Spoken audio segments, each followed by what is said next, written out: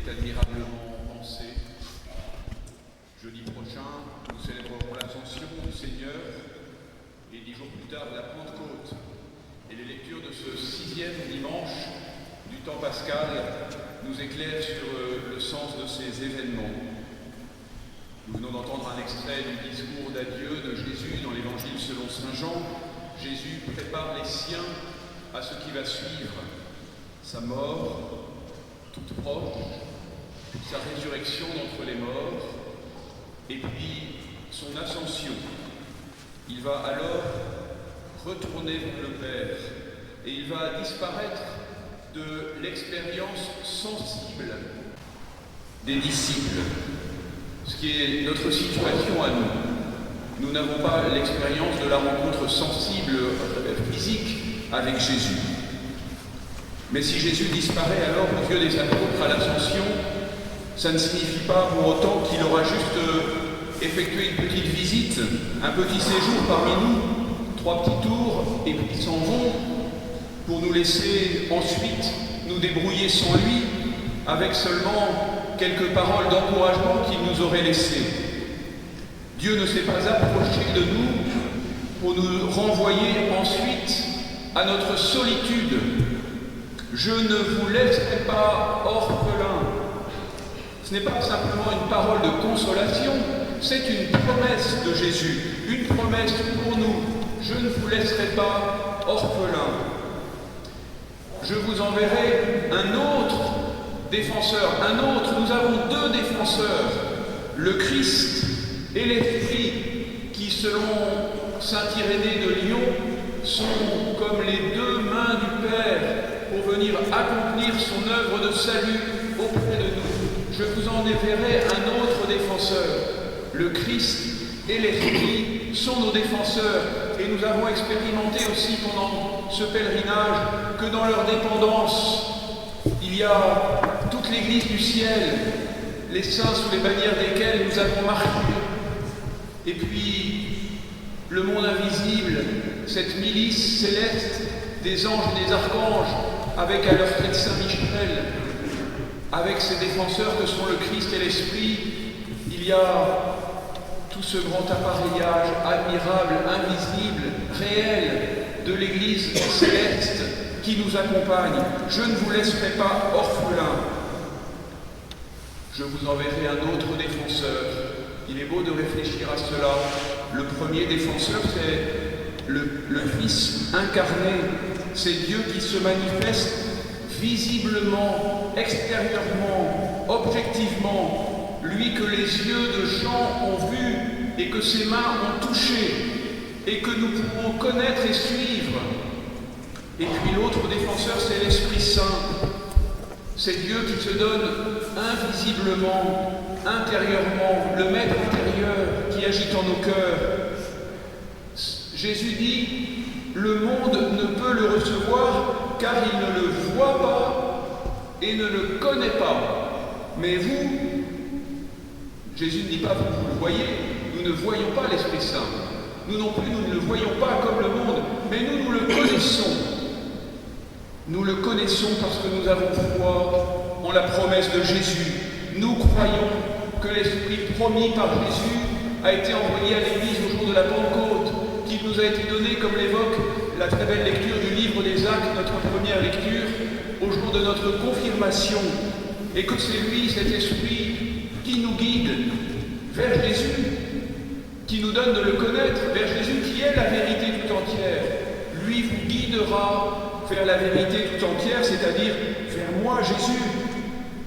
Sans l'Esprit Saint, dira saint Paul, nul ne peut dire que Jésus est Seigneur. C'est lui, l'Esprit, vraiment qui nous permet de connaître Jésus vivant. Retenez cette belle phrase de Jésus que nous venons d'entendre. Vous me verrez vivant et vous vivrez aussi. Quand nous voyons Jésus vivant, ressuscité, nous vivrons aussi. Voir Jésus vivant, c'est vivre, et c'est l'Esprit Saint qui nous donne cette grâce. Cette promesse que nous fait Jésus, que nous venons d'entendre, n'est pas magique, Comme toujours dans l'histoire sainte des hommes avec Dieu, la grâce est gratuite, comme son nom l'indique, mais vous le savez bien, et nous l'avons vu hier en méditant l'évangile de l'Annonciation, Dieu qui nous a créés sans nous ne veut pas nous sauver sans nous. La promesse de Jésus nous implique: si vous m'aimez, vous garderez mes commandements. Notre liberté, mue par la grâce, mue par l'Esprit Saint, doit s'engager. Si vous m'aimez, vous garderez mes commandements. C'est étonnant, là encore, ce paradoxe. Il faut aimer Jésus pour connaître Jésus, et il faut connaître Jésus pour aimer Jésus. Et c'est vrai dans toutes les relations qui impliquent l'amour. Il faut connaître pour aimer, et il faut aimer pour connaître. L'on n'aime vraiment que si l'on connaît, l'on ne connaît vraiment que si l'on aime. Celui qui aime sera aimé de mon Père. Moi aussi je l'aimerai, et je me manifesterai à lui. C'est une promesse vraiment qui nous concerne, que nous venons d'entendre. Moi aussi je l'aimerai. Chacun de nous peut entendre résonner cette parole au fond de son cœur. Dieu nous aime. Dieu nous aime. Nous sommes aimés du Père, du Fils et de l'Esprit Saint. Dieu nous aime. Et le mal ne prévaudra pas, annonçait le pape Léon XIV au soir de son élection il y a un an. Le mal ne prévaudra pas. L'actualité, comme toute l'histoire de l'humanité d'ailleurs, semble contredire cette affirmation. Peut-il affirmer cela? Ceux qui meurent sous les bombes, le mal ne prévaudra pas.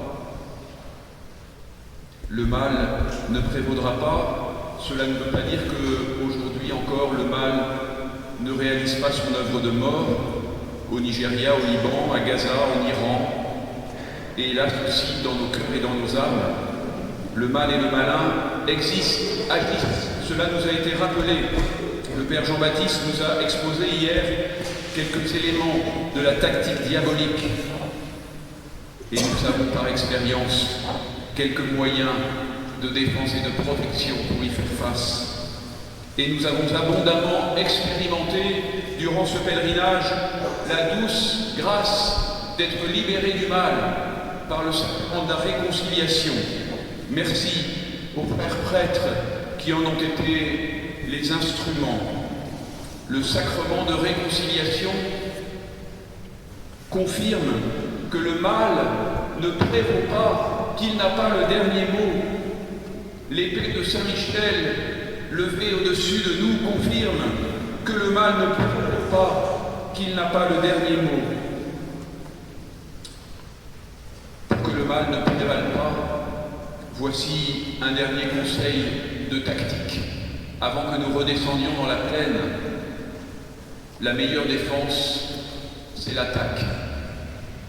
Pour un chrétien, l'attaque ne consiste pas à lutter avec les armes de l'adversaire. Vous l'avez entendu dans notre deuxième lecture.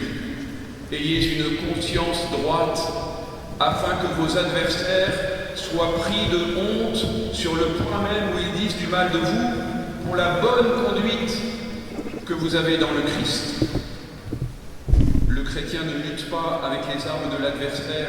Nous ne serons jamais vainqueurs du mal par le mal, mais par le bien, mais par l'amour. Aimons donc, aimons mes amis, à temps et à contre-temps. Aimons ceux qui nous aiment, c'est facile, Jésus le dit, mais aimons ceux qui ne nous aiment pas, c'est moins facile. Jésus le dit et Jésus le réalise. Aimons la vérité qui rend libre et qui s'appelle Jésus. Aimons en allant jusqu'à annoncer Jésus qui permet que le mal ne prévale pas. Vous avez entendu dans la première lecture au livre des Actes, comme Philippe proclame le Christ, comme Saint Pierre dans la deuxième lecture invite les disciples de Jésus à rendre raison de l'espérance qui est en eux. Tout à l'heure, vous sera proposé un petit temps de mission dans le monde auprès des pèlerins. Mais j'espère que ce n'est que l'apéritif d'un vrai temps missionnaire que vous vivrez au retour de ce pèlerinage. C'est une manière d'aimer, d'annoncer Jésus. Aimons, aimons, aimons. Le mal ne prévaudra pas. Amen.